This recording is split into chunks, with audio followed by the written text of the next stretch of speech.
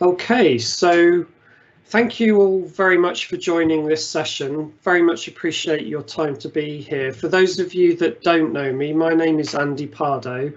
I'm the chair of the Deep Tech Innovation Centre, which is part of the Warwick Innovation District at the University of Warwick. This event is a series of events that we're running as part of our Deep Tech Incubator, and it's all focused on key lessons for startup success. I'm just going to share my slides because I have a few slides to present to just get us started, and then we'll get into the main part of the event. So just bear with me 1 second. Okay, fantastic. So thank you all for joining us on this event today. So we're very privileged to have a special guest speaker with us, Tom Castle, who I will introduce a little bit later in the presentation. The focus of these events is to really help with startup founders and to give them key lessons in their startup journey, and this one in particular is focused on working with enterprise organizations. So we have the agenda here for you. So I'm going to spend a couple of minutes just introducing the Deep Tech Innovation Centre and giving a little bit of an overview of that. We'll then hand over to Tom to sort of go through his talk on the topic. And while Tom is presenting, please feel free to use the Q&A section of this Teams Live platform, and I will then curate those questions afterwards with Tom, where we'll get into an interactive discussion, and I'll pick the questions from yourselves and present those to Tom to answer. So that's the agenda. We'll do our very best to stick to the hour. It may run a little bit shorter, or it may run a few minutes later, but I'll do my best to keep it to the schedule. What I wanted to do next is just talk a little bit about the Deep Tech Innovation Centre. So this is a brand new initiative for the University of Warwick, and to be honest, it's something they have been doing for a while in terms of incubating deep tech startups. It's just now we're trying to scale up that activity and make that a more robust process, essentially. And we're very keen to work with innovation founders. And the vision of the Deep Tech Centre is to really inspire every innovator. And we're really trying to help to incubate and encourage aspiring tech founders that really want to build deep tech startups. So it's a great initiative. We are starting this year. We're actually open for applications for startup founders now. It's open to everyone, so you don't have to be a current or alumni of Warwick University. Anyone can apply. And so if you go to the website, you can find out more details, or feel free to connect with me on LinkedIn, and I'd be very happy to chat to anyone that might be interested to learn more about this. Just to give you a little bit of a flavour and a taste of what we're doing. So it's really, the program's divided into 3 main streams. So it's Inspire, Educate and Incubate. So Inspire is essentially running different events, including this event, and this will be a monthly event that we'll be running with different speakers on different topics that startups find useful. We have a short 2-day program that we run as well called Innovation to Impact, and then we also have what we call Pre-Cure and I-Cure programs as well that are part of what we're doing with the Deep Tech Centre. And then the main incubator, as I say, we're actually open for applications to join the first cohort, which will start next month and run for about 5 or 6 months. And then the second cohort will take on in August this year. So that just gives you a little bit of a flavour for the programme and the different activities that we'll be running. This is the framework that we're using for the Innovation Centre is a proven framework that's been used with a number of the different innovation centres that are actually part of the innovation district. So again, it's structured in these sort of three areas, and as we ramp up our activities with the Deep Tech Centre, we'll be adding more and more to the offering in terms of what we do. So from running hackathons and different challenge events to actually doing demo days for startups with investors and all of those kind of things that you would expect from an accelerator or incubator. And the programme really has a number of different outcomes, and it ranges from both an educational set of outcomes for partners. So as part of this, we're very keen to talk to companies that would be looking to provide challenges to some of our incubated startups. It's also designed to help stimulate the research and of course to build the business growth as well, and to help sort of get these deep tech startups off the ground essentially. So those are a number of the different outcomes that we believe will be focused on as we sort of go through this year. As I mentioned, we have monthly events, so our next one is scheduled for the 17th of February, so we'll be sending out details about that very shortly. So that's just a little bit of an intro into the Deep Tech Centre. As I mentioned, we're open for applications for startups. We're also looking for mentors to help mentor some of our startup founders. We're also looking for corporate partners and sponsors for different aspects of what we want to do with the different cohorts and with the programme longer term. So if you're interested in any of those things, please reach out to me, connect with me on LinkedIn, and be very happy to sort of schedule a call to get into more detail on that later. I'm now going to stop sharing, and just while Tom gets ready, let me just give Tom an introduction. So I actually met Tom when we were both doing our MBAs at Warwick, and it was great to connect with Tom because Tom and I both worked in the sort of financial services area. So currently Tom is the strategy principal at the digital innovation company Futurice, but previously he was head of AI practice and development at NatWest Group, where he created best practice in the delivery of AI-based solutions within the commercial bank. He's got 17 years of experience designing and delivering a range of digital solutions alongside organisational change, and has worked with a range of startups throughout his career. So I'm very sure Tom will have some fantastic insights for us in terms of how startups can work with larger enterprises. So I'm now going to hand over to Tom for his presentation. Yeah, thanks, Andy. So yeah, as you sort of alluded to, I have a really quite a long history with Warwick, not quite as long as yours, I don't think, but yeah, I started my journey at Warwick in about, I think, 1997. I started my undergrad degree at Warwick University. I did a BEng in electronic engineering, graduated 2001, and then went off on my sort of corporate career, and then came back about 10 years later to do my MBA at Warwick. And then in the last year or so, I've got more heavily involved through events like this. I'm signing up to be a mentor through the Innovation District, and also I've started to lecture at one or two of the particular business school courses around sort of business application of technology.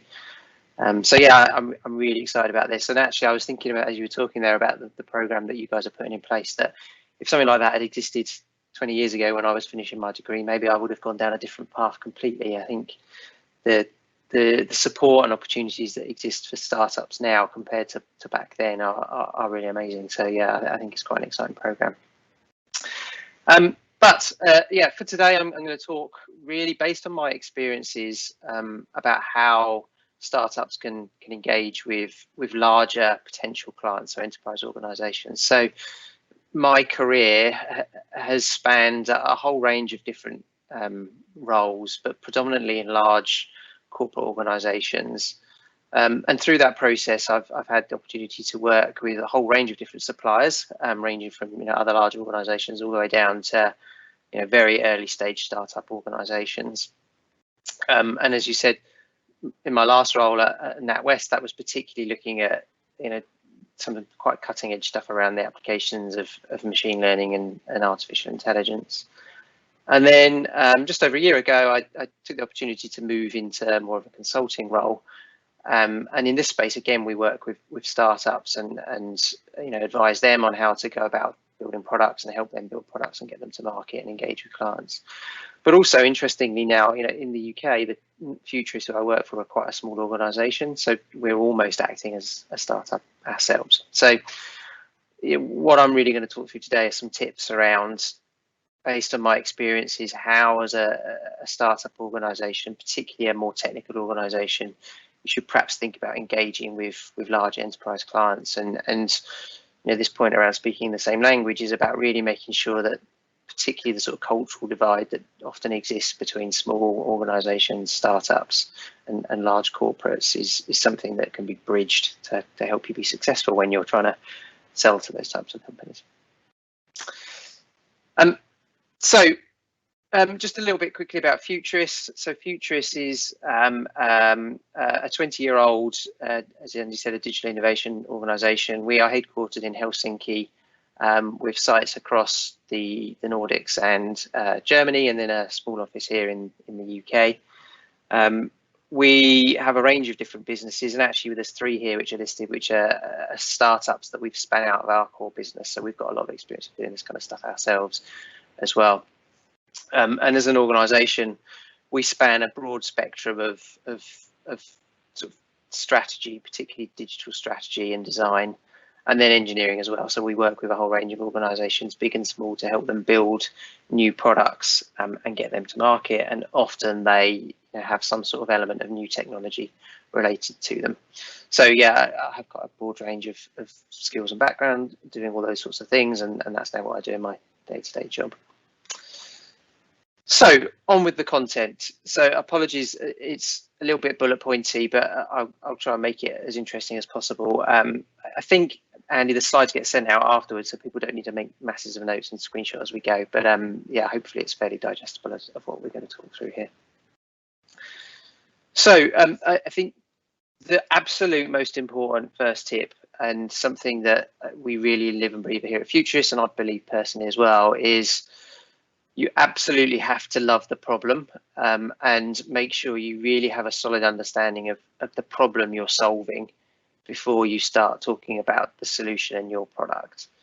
A lot of organizations and your clients will not care, certainly nowhere near as much as you do, about your amazing new innovation and your patent that you've got for your new piece of technology.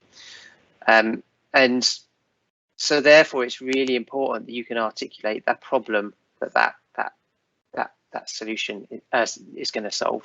Be really crystal clear about the problem and the impact that your solution will have on that problem, how it's going to solve it and make it better. You might have heard the adage that people don't buy products, they buy better versions of themselves. And so you really need to be able to clearly articulate what it is about your product that's going to solve somebody's problem and make their life better. And if you can't do that, you're going to have a really difficult task in convincing other people that your product is something worth spending time on and considering. So yeah, come up with that elevator pitch, be really clear on the proposition and the reason that your product is something that they should take an interest in. And then next, really importantly, when you're dealing with large organizations, they can be very sprawling. And your first key challenge is to find the right person in that organization to speak to. And that person needs to be somebody who owns and cares about the problem that you have a solution for. And if you can't find anybody in that organization that owns that problem and cares about it, then you really need to consider whether it's really a problem that they see as worth solving or not. Because ultimately, if an organization doesn't care, they're not going to invest their resources in kind of dealing with you. They'll get pitched by probably hundreds of firms every year who've got a solution that really maybe is something that they don't care about. And linked to this, the more people that need to be involved and convinced when it comes to buying a product, the more of a challenge you're going to have. So it's really important that you go about thinking about understanding who has the power to make a purchasing decision. You might find someone fairly junior in an organization who absolutely feels the pain of this problem and would love your solution, but they have no power to make a decision to purchase at all. And so you need to very quickly engage with whoever has the ability to buy your product and speak to the people in the power as soon as you can. And a key part of that and that process will be learning to tell a story about your product in language that the person you're talking to can identify with. And that links back to the problem you're solving with them. So, if you've got a very technical product and you're selling to a very technical person who understands, the deep detail of your new algorithm, for argument's sake, then absolutely talk to them in those terms. If you've got some sort of advanced machine learning algorithm, which you've patented, and it's got some amazing new techniques, then definitely talk to technical people about that.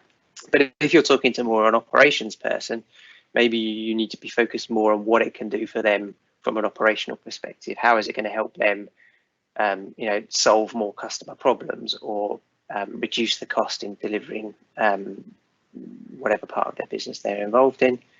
Or if it's the finance team, you might need to pitch it to a finance person in a different way. So start to think about telling the story of your product and the way it solves a problem based on the people it is that you're speaking to and what they are going to be interested in.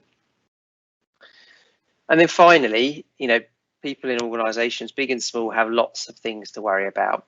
And so not only do they need to identify with the problem, it also needs to be something that they really care about enough to want to invest time and effort in solving. And this is what in sort of lean startup terminology is called the value proposition. You really need to understand that, first of all, do they recognize the problem and do they value the solution enough to invest in it? But also, would they buy it from you? And ultimately, can you build a solution to that problem and put it into their context? And to give you an example of this, there was a property technology firm that we were working with who'd come up with a great tool which was going to be great for tenants in a building to help them manage a whole load of aspects of living in a tower block, whether that was to do with the concierge or a whole range of other services. But the people that would need to buy it would be the management company of that building. And so this property technology company, time and time again, would get great engagement with people who could see a value for the solution, but they really struggled to convert that into sales because the people they were having to sell to didn't personally have any kind of vested interest in solving the problem that product was there for. And so they needed to pitch in a different way and think about changing the proposition of that product. So it was something that resonated much more with the management company as opposed to the tenants when they were selling it. So really think about those two different aspects, which is who's feeling the pain of the problem, but then also who's going to be the one you've got to sell it to get to convert that into a sale. So that's the first one, love the problem. And lots of organizations kind of forget that. They jump straight into the solution and talk about the solution, not thinking about what problem it's really going to solve. Tip 2, remember you aren't IBM. And I think this is really important for a whole range of different reasons, particularly important if you are going to be pitching and selling your product when you are going to be competing with the likes of somebody like IBM or Microsoft or an Accenture or a McKinsey or any big established player within the market you're looking to sell into. For people within large enterprise organizations, there's a very different sort of personal and political risk profile from choosing to do business with a startup if they've got the opportunity to buy from somebody who's much more established and well known. There's that old saying that goes, no one ever got fired from buying from IBM. And it's amazing how true that that is. As a person in a large organization who's making a purchasing decision, if something goes wrong in that relationship, if you've bought from someone like IBM or an Accenture or McKinsey, it's very easy to essentially point the finger at that organization and hold your hand up and say, oh, well, it was those guys that got it wrong. Whereas if you've made the decision to buy from a startup and something goes wrong, the first question is going to be, well, why didn't you go with one of the established players? Why didn't you buy from an IBM or a Microsoft or somebody else? What was it about that startup that was really important to you? And so people that are deciding to take essentially a perceived risk on buying from a startup really need to have a good reason to take that personal political risk and risk some of their sort of career collateral in choosing to deal with an organization like your startup. And so in that context, you need to really think about what it is that you're offering that differentiates you from those other options, those existing partners. And it's going to mean that someone's going to be prepared to take a risk if they don't really need to get a solution to that problem. So think about what it is that you can offer that those large players can't. Is it something about the cost structure that you can provide? Are you able to provide a very different level of service, maybe by customizing and working much more closely with them? Can you collaborate in a way that another large organization might not be able to, even to the point of maybe relocating? So, in one of my previous organizations, one of the startups we worked with relocated their whole leadership team and their technology team to come and sit within our offices with us and work directly with us as they were building out their product. And so, really think about what it is that you can offer and the way that you can work and what's different that is going to get people to choose you as opposed to going with somebody who's more established. And think about the buying process and potentially the competitive bid process you're going to go through, and think about how you will differentiate yourselves. So if you need to, go and do research into how your competition are selling their offering, and think about how you make sure you differentiate and compete in a way that's going to be something that you can do longer term as well. So yeah, think about that value exchange and think about how you incentivize people to take risks if you are competing against lots of large established well-known names within the market. Third one from me, and I think this is quite an interesting one, is time is a completely relative concept when it comes to working with large organizations, and what people perceive to be quick or slow is very, very different depending on the type of organization you are and depending on how fast you are moving, and particularly for a startup, how long your runway is before you run out of cash. And so I think it's really important to understand that sort of cadence and timelines when you're dealing with larger organizations who, generally speaking, will be working over probably much longer time life cycles than you're thinking about as a startup organization, particularly if you don't have a large investment that you've taken and you're focused on making individual sales to keep the cash flow in a positive situation and keep your business running. And it's still very, very common in large organizations to be working on annual investment cycles. It may be a full year of process for an organization to go through planning its investment, deciding what's going to be investing, and then making very little change in that annual process. And so while you might be looking, week to week, month to month, that organization is probably going to be looking at least 12 months out. And 12 months for a large corporate is just another cycle. For you guys, that's absolutely life and death of your business. And so you need to think about that and plan for how you will manage that process and when within that process you will engage in sales activities or not. The next one is meetings. And certainly if you've not had experience of working in large organizations before, you've always worked in a startup environment, often it can be very surprising just how many meetings there are and how much work is required in and around meetings.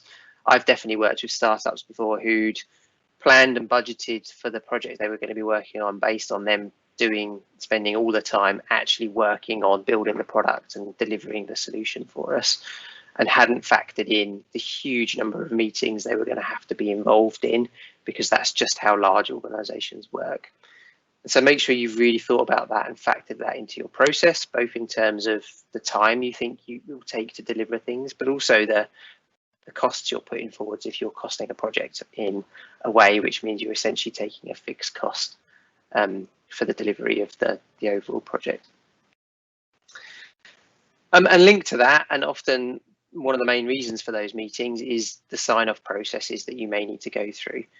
Particularly if you're doing something which is going to be quite critical for that business and maybe exposes them to new risks or new technologies that they're not familiar with. There will be inordinate numbers of meetings and form filling that's required to meet all of the criteria that are required to get sign off from all sorts of different departments that you've probably never heard of. And some organizations, large organizations, start to manage this process by having sort of spin-off incubator businesses or different ways of dealing with startups, which can help.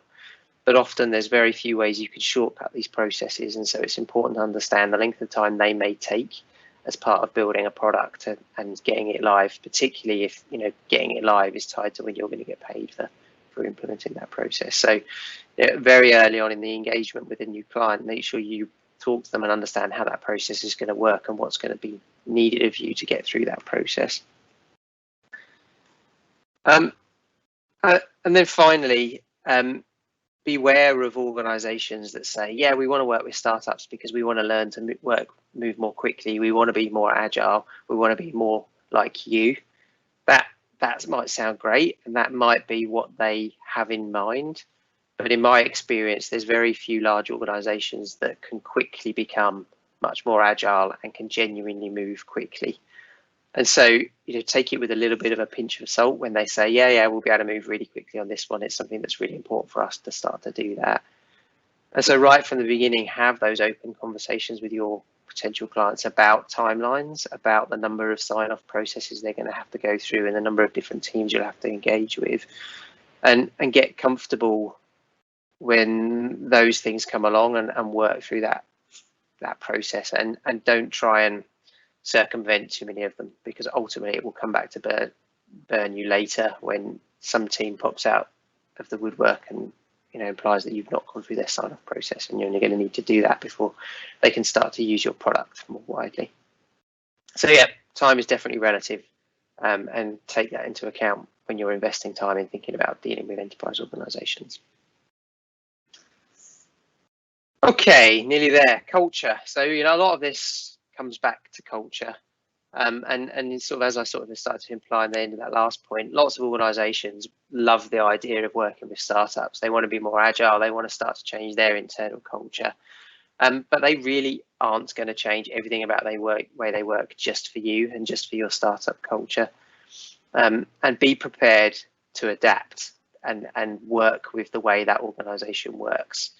And ultimately, as a small organization trying to deal with a large enterprise organization, they have a lot of the power. And so be prepared to adapt. Not everybody goes to work wearing trainers and a hoodie. And so, make sure you understand the culture at that kind of very surface level of things like kind of cultural norms and ways of working, but also in terms of processes and what's going on. And I've seen people make very basic mistakes, like turn up to a business meeting in very different casual clothing, and that land very badly with much more formal, particularly senior stakeholders within established businesses. And so think about what's important to that client, where you've got a trusted advisor in that organization. Talk with them and understand the culture of the organization you're working with, and think about how you can adapt what it means for you as a business. And linked to that, find out how decisions are made and what sign-off processes are needed, so you can prepare for them and plan for them as part of your process. And going back to the first point I was making, find out how those budget cycles work and how funding is issued, and ultimately who holds the purse strings. So this is where your sort of investigative detective skills come out, of starting to ask the right questions, dig around the organization, look at people's LinkedIn profiles, their job titles, and start to find out who within an organization is making what decisions. And one of the things we always do in my current organization is start to build a stakeholder map. and understand, what processes are in place within the organisation, who makes what decisions, and at what level we need to be able to influence people to get things done. Particularly if the piece of work we're doing is a fixed cost piece of work, and any slippage is going to be, reducing the profitability of that piece of work for us as an organisation.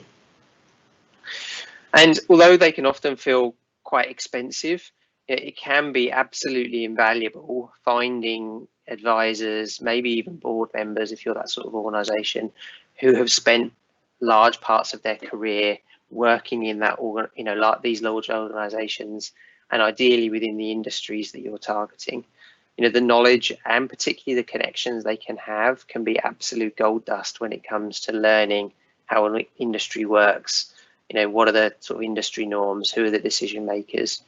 They can be expensive, but certainly in my experience, if you can find good members of good board advisors and good people that can help you, they can be really invaluable.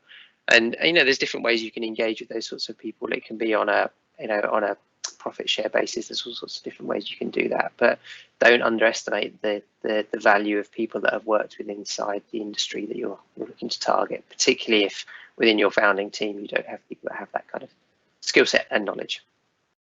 And I think a final point on this, ultimately, I think you have to be prepared to walk away if they're arseholes. I think particularly if you've made a very personal, conscious decision to go and start your own business because you want to work in a certain way and you want to have a certain culture as an organisation. It's difficult when you're talking about cash flow and lifeblood of your business, but some people are just too difficult to deal with, and dealing with a difficult client day in, day out can be hugely draining for you, both in terms of time and morale, and also for your team. And so, I think although it can be difficult, definitely don't be afraid to walk away from people who just are a pain in the arse to deal with. I think that hopefully is one of the luxuries you've got if you're the startup founder and it's your business, is you've got the opportunity to make those decisions. And so, yeah, I think although it's difficult and it's easy to say, if you've not got to have a tight view on your cash flow situation, but definitely really think carefully about dealing with businesses who are just difficult to deal with day to day. But last one, it's not all gloomy. Enterprise organizations can be hugely valuable clients for small startups. And therefore, I think it can definitely be worth investing the time and effort into winning them as clients. They obviously, lots of them have the ability to spend quite large sums of money, certainly relative to the amount of money startups often have. And so, if you can win them as a paying customer, great. They might be a lifeblood for your business while you grow and build your product through direct revenue. But they can also be hugely valuable in terms of helping you build your product and help guide your overall direction. Both in terms of insight for your product, but also support. And increasingly, large organizations are creating their own startup incubators or teams who are focused specifically on working with startups. And they may be able to provide a huge amount of resource and guidance to help you as an organization when you're getting up and running. So, obviously it totally depends on the industry you're working in, but seek out those types of organizations that have teams who are dedicated towards helping startups through all sorts of different partnerships. And, as an example within the banking sector, one of the things that the innovation and scouting teams did at NatWest was they wrote a whole guide working with the wider tech industry to help fintech startups understand what they needed to do to prepare for engaging with large banks. And a lot of that came from the pain of trying to work with startups who just weren't prepared for things like the data security requirements, the compliance requirements, the all sorts of different requirements that are understandably needed to work in the banking sector. And so, it's in the interests of a lot of these organizations to help startups because ultimately they see the value. And so, look across the industry and understand where there's organizations who are really setting themselves up to support organisations like yours by providing not just direct revenue through sales, but also, support in all sorts of different ways. And then I think, sort of the key thing here is that often finding the first one is the hardest. Getting that first big sale and getting that first big client on board is, generally speaking, the most hard one you'll do. And so once you've done that, clearly make sure you do a great job of serving them well. And ideally work with them in a way which is going to allow you to reference them as a use case, because you'll often find that once one large organization is working with you, you'll start to get that FOMO from all the other ones. They will start to sort of question, within their industry and within their peer groups, well, hang on, if our main competitors are working with this startup, what it is about them that's so great? What are we missing out on? And so, the first one can often be the hardest, but it can definitely get the ball rolling. And hopefully beyond that, you will really start to reap the benefits. And the final point of this one is, once you are in the door, use that door as a way of starting to network around within that business. It's amazing. Well, it's not amazing. It's no surprise that, large organizations with tens of thousands of employees, not everybody in that organization knows everybody else. And so I'm sure, if you do a good job, the people you're working with will do their best to help you network. But the job doesn't stop with that first point of contact. Use that opportunity once you're inside their business and you've got through their procurement processes to network and find out and get those introductions, and use that stakeholder map I've talked about to understand where there are other opportunities within that business to build relationships, because that can be really valuable and really help you kind of spot opportunities. And linked to that, people in large organizations also move between their peers, and so over time what that will help you do is open doors into other organizations where you've had introductions. And the more and more people know the name of your business and have heard of you and you've got a good reputation, that will make it easier for you to get in the door at all those other organizations. And it goes right back to that point I was making about you're not IBM. The more and more the name of your business is known to people, the more and more it will be easy to get those conversations up and running. And the more you'll be able to have quicker conversations and more productive conversations.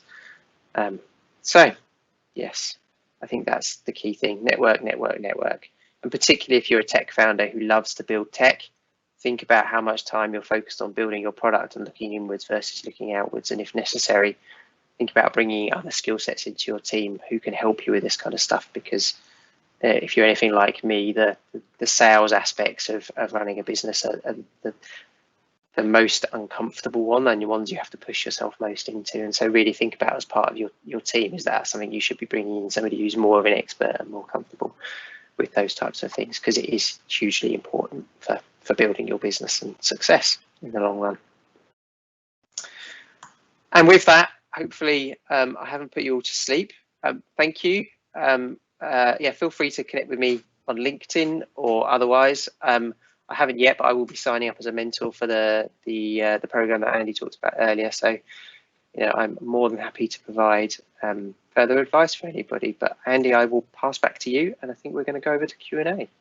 Yes, thank you very much, Tom. That's a fantastic talk, and your presentation was broken into 5 tips, but actually there was probably about 30 tips in there. So absolutely fantastic. And I've got a number of things I'd like to sort of follow up with you, but we've got a couple of questions coming from our audience. So I'm going to start with those first, just to sort of get the ball rolling. So the first one is, considering the complicated buying process and all the other risks, should early stage startups engage with large enterprises, or should they start with smaller companies at the beginning? What's your take on that, Tom? Yeah, that's a really, really good question. It depends. I guess it totally depends on the industry you're working in and with. I think, and the type of product you're selling. certainly, I think in my experience, the value of larger clients is they often have ongoing investments over a longer term. And, once you've got that first sale, it can often lead to repeat business on an ongoing basis. Clearly, it totally depends on the type of product you're selling. Whereas with smaller clients, it could be that they can only really afford to engage with you once, and you won't get that repeat business. And so I think there's a definite balance, and ideally, it probably is about a mix of doing both. The type of business I'm in now, which is a consulting business, we aim for a mix, because we see the larger clients will give us that continuity of ongoing investment, whereas those smaller clients give us those sort of smaller opportunities to sort of smooth the flow potentially. So yeah, I think about the sort of the buying profile and I guess what that would lead to in terms of cash flow. And then work out what's the right kind of mix of the two different business types, really. And I would just sort of add to that, because a lot of sort of very early stage startups, they want to have a really nice, well recognized name as their first reference client, and I think trying to get that as your one of your first clients is an attractive thing to do, but as you've highlighted, there are lots of challenges with that, not least the timeline and the challenge to sort of get that done as quickly as a startup would like to. So I think it's a nice sort of badge to have in terms of a recognizable logo, that when you're talking to investors, you can say, yes, we've done a pilot with this company or that company, but it can be fraught with challenges as well, as we're trying to sort of highlight. But I think many of those challenges can be navigated if you're able to understand the environment and the stakeholders and all of that. So yeah, it's really interesting. Next question. Could you share some real examples and stories of current or past companies of how small startups were able to sign large deals with big enterprise? What are the critical success factors in those cases? Oh, I think, yeah. So I think for me, certainly in the tech space, having something genuinely unique in terms of underlying technology was key, but it was more that the founding team's ability to articulate that in terms of the problems it was going to be solving, as I was saying. So, work. It was kind of a lot of what I was saying, actually. I think it was that ability to adapt and come on site and work directly with the team I was in at the time, and not talk technology, but talk about the problems it was going to solve and think about how they would work in the culture. I think that was probably the critical one for me. I think that is the key one, really. Is it comes back to understanding the culture of the organisation and being prepared to talk in business terms about the problems you're solving for that organisation. I guess it may be slightly different if you've got a very specific piece of kind of patented technology which genuinely solves a problem that that the large organizations need to solve and haven't been able to. You're probably working in a different way there. But again, it still comes back to, does the people in that organization recognize that problem as being one that's big enough to solve? So yeah, ultimately it's finding the right people who care enough about the problem and for you to be able to understand what you need to do to get them to buy it, essentially. Yeah, and I agree with that, Tom. And I've seen examples in my experience where understanding the key stakeholders and to your point, who owns the budget, because I've seen situations on both sides of that equation where you might have someone that really loves the technology that you've got or the solution that you have and really wants it, but if they haven't got the buy-in from typically the business owner of that department who is prepared to invest in that, then you're not going to get traction. Similarly, I've seen where if you work with the business stakeholder, get them on side, that's great. but then you might get blocked by the technology owner who supports that business area because they weren't included in those early discussions and weren't looped in, and therefore has a natural resistance to what you're trying to do. So you mentioned the stakeholder map, which I think is absolutely essential to sort of getting good traction in large organizations.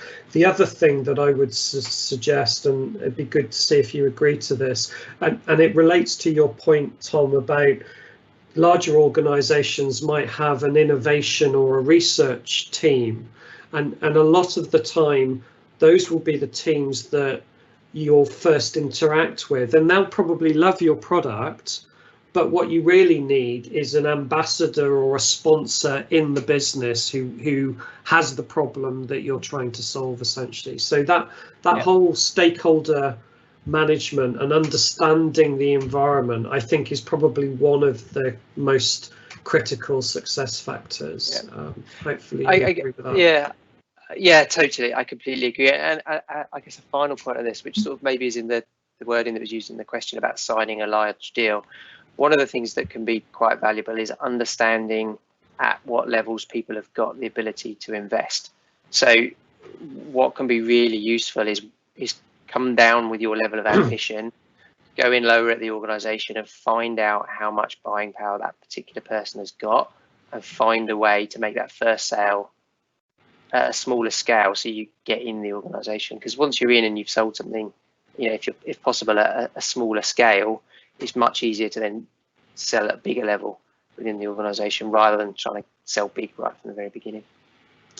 Absolutely. And I think the other point that you mentioned, which I think is really key as well, is understand the budget cycle. So different companies have a different year end, and so they have different budget cycles. Some companies are annual, others are quarterly, some will, and understanding that is one thing, but understanding there's a sort of there's a period of time leading up to that budget cycle where you need to get your product or your project, you need to get integrated into a project that's going into the budget cycle. And I think that understanding that for companies is really, certainly for larger companies, is really important. And budget cycles are a whole topic in themselves. The other thing that can happen, totally depends on the organization, is towards the end of financial years, you get one of two things. Either no one's got any money, so no one's spending anything, or if people have got money left over, there's an opportunity to jump in because they need to spend their budget before the end of the financial year. Absolutely. So, and that's an important factor, because a lot of budgets are sort of use it or lose it. So if you don't spend it this year, your budget next year will automatically get reduced because you didn't spend the money you were allocated in the previous year. So there is a big drive, and you certainly see that in the last quarter of their annual cycle. They're desperate to spend all of their money, essentially. So it's a really good point, and that might be the period where things can accelerate a bit quicker from a timeline perspective.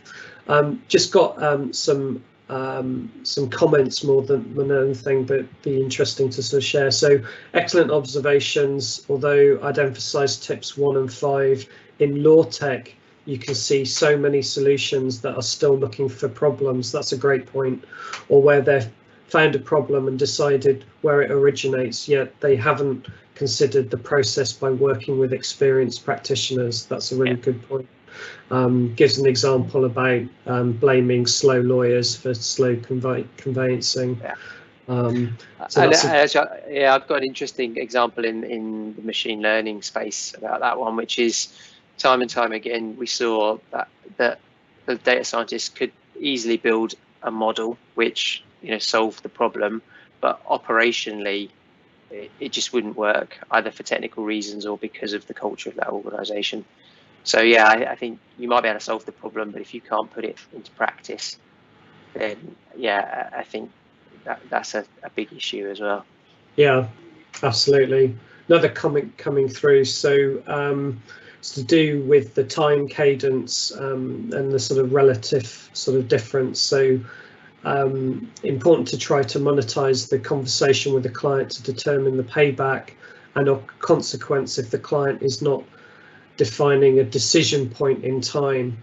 Not an easy thing to achieve, but can pay back very quickly.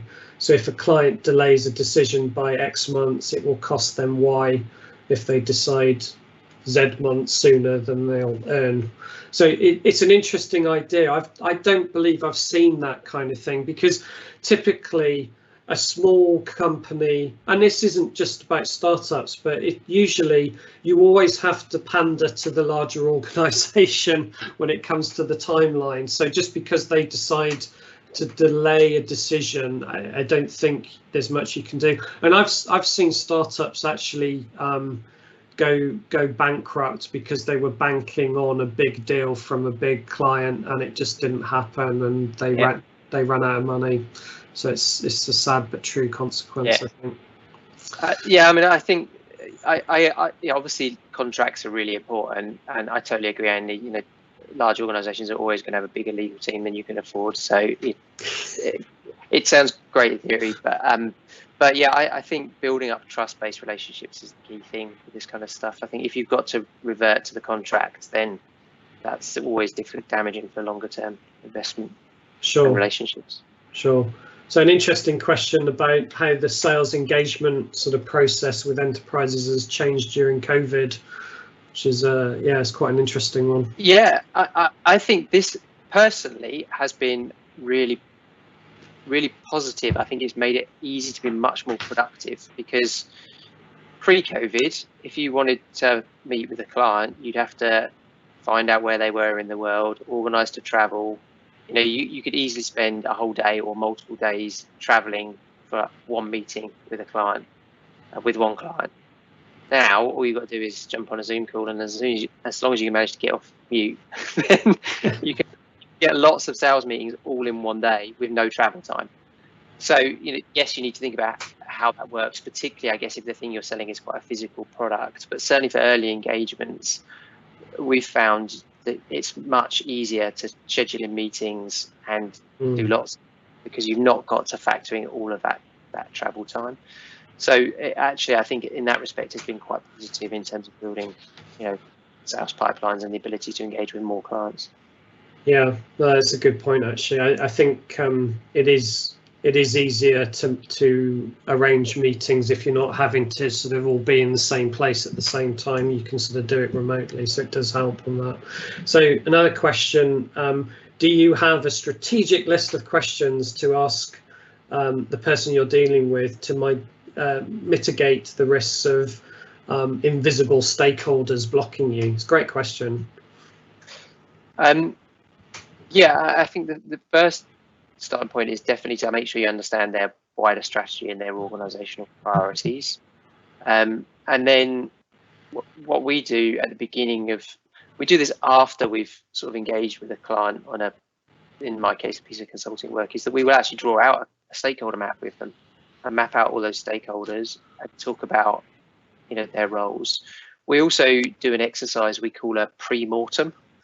So we sort of project ourselves to the end of when the project's supposed to have been delivered and imagine all the things that could have gone wrong, and then work backwards and say, okay, well, if that went wrong, what was the reason that went wrong, and use that to flush out all those potential blocking stakeholders and any of the other things that could cause the project to go wrong. So yeah, I think, you know, those are sort of nice structured ways of essentially having a conversation with the client about what are all those things that could prevent this working well, and getting them all out, and then using kind of classic project management techniques to manage those risks and issues through the project process. And I think the other key thing to this with managing stakeholders is people like to be engaged early. So if you can do that stakeholder map and look at the entire life cycle for the product, so you need to engage with the business, you need to engage with the technology, you should engage with the support teams as well, because if they only find out about this, you know, a week before it's due to go live, they will not be happy and will kick off and will potentially block your system going live. So This is all about managing people in terms of just making them part of the process and making them feel like their perspective is important, and you're engaging with them as soon as possible. So I would definitely recommend looking at that. Engage, and it's the stakeholders you don't think about. So there'll be an architectural stakeholder who looks after that area of the business. Make sure they're on board and are happy that your system or your product aligns with their architectural sort of needs. Tom, you mentioned compliance as well, and make sure they're happy, and it's all these little things that will potentially cause blockers further down the process. But if you get on top of it early, it's really going to help. Help. Yeah, I mean, I think we try and run workshops where we get everybody in the room right at the beginning, because I completely agree that the number of times I've heard from compliance people and legal people that, oh, if only you'd engaged us earlier, we could have really helped with this. I think there's definitely a perception that those types of teams will just say no, and I'm sure in some organisations that's the case, but often I find it's people in those teams that are really keen to get involved in different initiatives that particularly they're quite different from what they normally do in their day job. Yeah, and I think the sooner you engage them, the more time you're giving yourself to deal with any issues as well, right? So if they do have a problem, if you engage with them earlier, you've got more time to resolve that. So I think that's really key. Another question from Anonymous. What about something that is a global portal, such as an Airbnb, of a similar concept in a different industry? How do I get exposure, launch more effectively? So I've got a question there. I've got an answer to that before you. So join our deep tech innovation incubator. So please contact me afterwards and we should chat. But Tom, anything from your side? Don't try and launch globally. That would be my main. Maybe that's your end game, but I think focus on a much smaller section of the market. Whether that's geographical or maybe end users, depending on what the product is. I think if you try and serve a global market as a small organisation, you'll just be pointing yourself in so many different directions. So yeah, try and get a focus on where you think the most promising starting point is, particularly if it's a product that still needs validation. Focus on the areas where you've got the biggest risks, or where you think there's the easiest route to market, depending on what the kind of key things are you need to prove. Fantastic. And I think we've got one more. More of an observation than a question. Do you have suggestions about power mapping? Go for it. Yeah, I mean, I think you'd probably be a little bit careful about what you do internally within your business and what you do with the client. But I think mapping out, there's a technique where you map, I think it's influence versus interest. So on like a classic 2x2 grid with influence, in one direction. So essentially how much power do they have within their organization, and interest from a, very positive to very negative. And clearly you want, the people that hold the purse strings, or that could be the blockers, to be in they're interested and they have power. And so, yeah, perhaps map them out in that way and think about how they could support or prevent you doing what you need to doing, and then come up with a plan to manage them appropriately. Yeah, it's a good point, because there'll be some stakeholders that just want to be kept in the know, as it were. They just want to be informed, right? So they're not, as long as things are going okay, they just want to know how things are progressing. So it's really good. I'm just running through my list of different things that I had. So one thing that I was going to call out, particularly for startups engaging with larger organizations, make sure you've got great documentation, so things like user manuals, support guides, things like that, because those things are actually really important to larger organizations. So I think that's a sort of key point. Yeah, and I think linked to that, often you'll find large organizations will ask pretty much the same questions around, I don't know, compliance or data security or health and safety. And so, yeah, build up a standard set of answers to all those questions so that you can much more effectively and quickly respond to them, and spend a lot less time repeating the same stuff over and over again. So definitely.